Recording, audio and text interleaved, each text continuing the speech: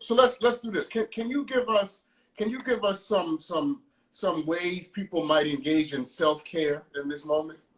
Yeah. So, and one of the ways, and I want to clear, because we often think self-care has something to do with taking long hot baths and, going to the nail shop, or we always make it something intangible that, some place that we have to go. But self-care can really be just turning off your cell phone. Just turning off your cell phone. And just saying, listen, I'm not taking calls for the rest of the day. And you can start there. Self-care. I did that yesterday. Yeah. And sometimes we need to do that to really disconnect ourselves from the world, to disconnect ourselves from people that pulls on us, because let's just be honest, man, we live in a very toxic world. And we live in a world where, people are very apathetic. People are very insensitive. People more competence are broken. And so, this is a very narcissistic society, which has been created through social media. Everybody's all about what's in it for me. And if there's no benefit or no gain for me, I can't. And so self-care is really understanding what is the care that you need within yourself to continue functioning from a healthy space. Right. And doesn't it begin with knowing what you need? Exactly. Knowing what you need. And there's this thing, Dr. Sean, that I tell a lot of clients is being able to, is learning how to date yourself. And when I'm talking about dating yourself, when you think about the word dating, right, it comes from the word data. And so you collect data from you. And even in relationships, whenever I'm providing counseling for couples, I'm often sharing with them, yes, you guys are a couple, and if we're going by biblical principles, you have become one in the union, but you are still individuals. And as you are an individual, it's still important for you to learn about what is it that you need, because what you need at 20, you won't need at 30. Facts. So being able to grow, not only within the union, but also being able to grow within yourself, to know that maybe at 20, your self-care probably was going to happy hour on Friday.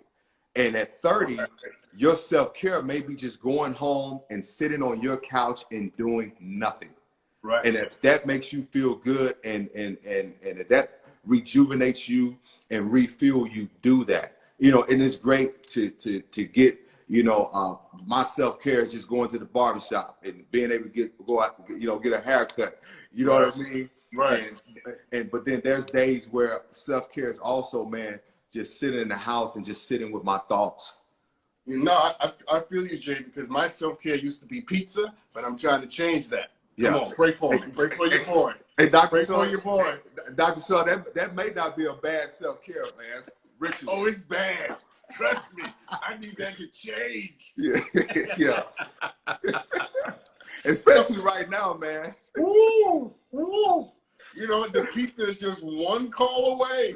Man, listen, I love the meme that I've kind of been seeing flying around, where the guy's pointing to himself in the mirror and says, "Hey, you just ate." This is the story of my life. Yeah. Let me ask you this, because I think it kind of connects.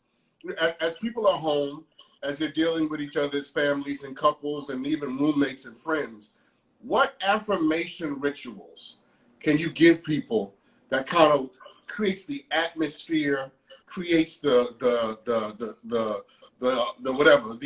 aroma of being healthy and well?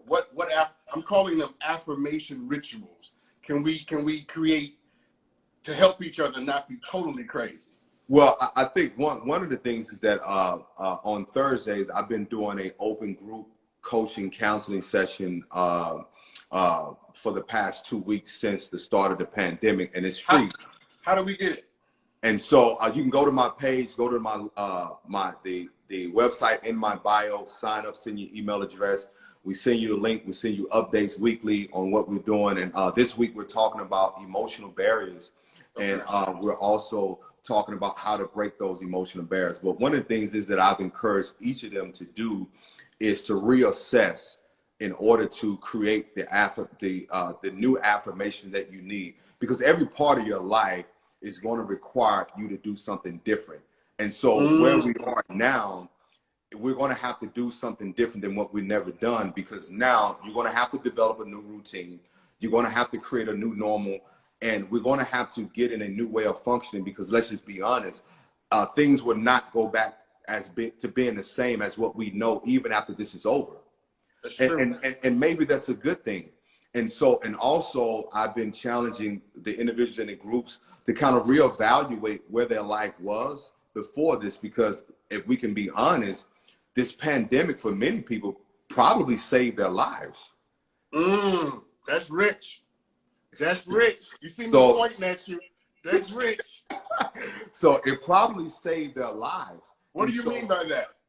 And so, meaning that maybe there were some things or some patterns or certain actions that they were sort of functioning in and living by that was going to take them on a very destructive path. Or maybe they were involved in a relationship, that was not so good. And so now that you have this quiet time, you have the opportunity to reevaluate and reassess. Because one of the things is, Dr. Sean, is like, for myself, I don't like answering questions when I'm busy.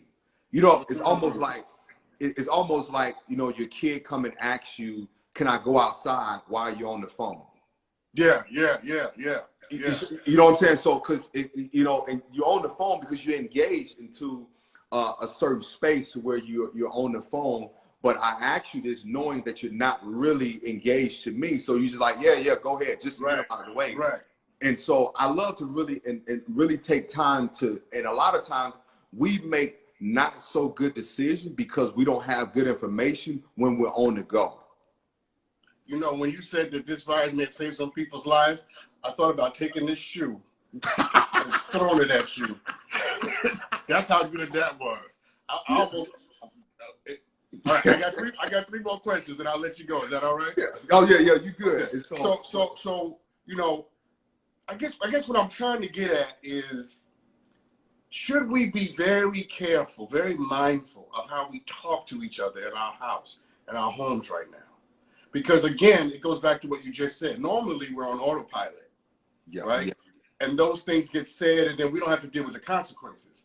But now, if you say something in the kitchen, it's gonna follow you down the hall to the bedroom. Yeah.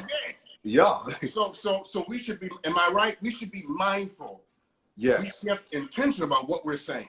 Yeah, we should be very mindful, because now the space is limited for us to really process. Because sometimes, like you said, you can go to the gym, and if you're in a wife, you're in a husband, or you've had a conversation with your kids, you can kind of step out into your own space and your own little getaway and kind of process the question. So now everything is compressed.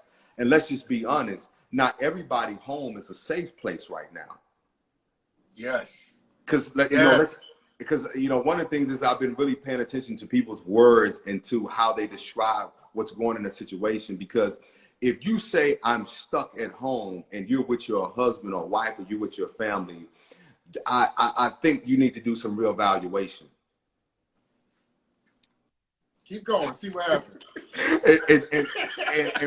and rather than saying I'm safe, but you know what I mean? Because again, for a lot of people, even for the kids, a lot of kids home are not a safe place.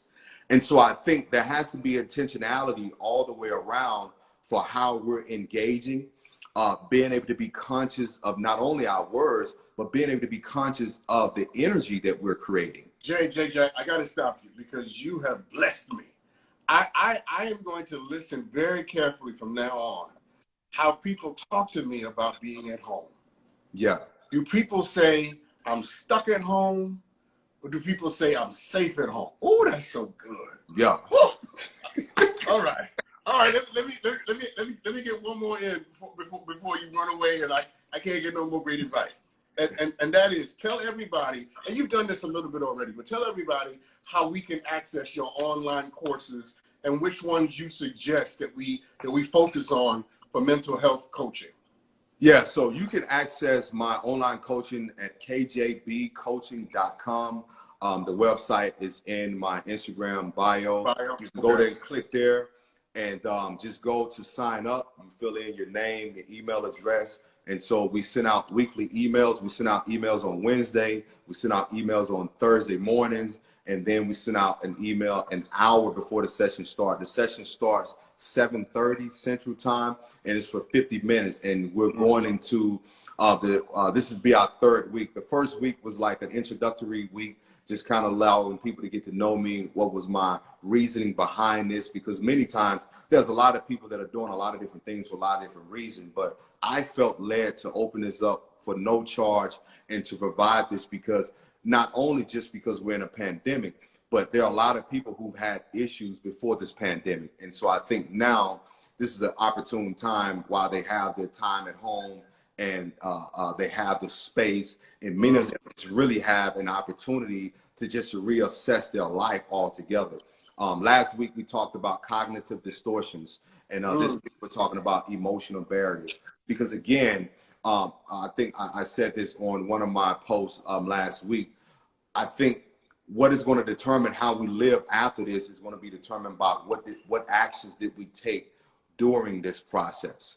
That's right. That's right. I'm so glad that there's a place and a space rather for people to go to get the kind of resources and the coaching that we all need. Yes. And I just want to celebrate you for the work that you're doing, and I want to celebrate you for your journey. Thank you. And how you have taken the content of a life that could have gone in a different direction. Yes, sir. Turned it into the substance of a life well lived. Yes, and sir. I honor that, and I value that. Yes, thank you. Thank you. I am stealing that. I am not stuck at home. I am safe at home. Consider it stolen. I'm gonna give you credit the first time. Go ahead. No, go ahead, man. Go ahead. No, go ahead. Listen, man, that's each but this is what we do. Iron sharpens iron, man. Absolutely. Yes, sir. So here's my final question, and then I'll let you go. What books do you recommend that people read while they're at home?